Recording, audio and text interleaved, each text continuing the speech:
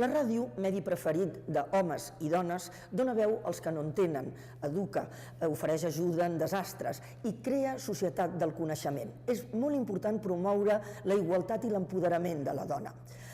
Des de les pioneres de l'inici del segle XX fins a les reporteres actuals, la dona ha estat clau per garantir la llibertat de pensament, però queda molt per fer.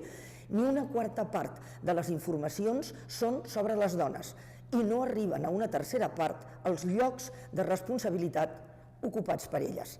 La UNESCO vol aconseguir un equilibri adequat. Per això, arreu del món, impulsa que la ràdio sigui igualitària, independent, plural i que treballi per alliberar dones i homes dels poders que els amenacen, segons pregona la seva aliança mundial entre gènere i mitjans. Amb motiu del Dia Mundial de la Ràdio, la UNESCO demana als mitjans radiofònics que promoguin o ajudin en el camí de la igualtat entre homes i dones i l'empoderament d'uns i altres en la ràdio i a través de la ràdio.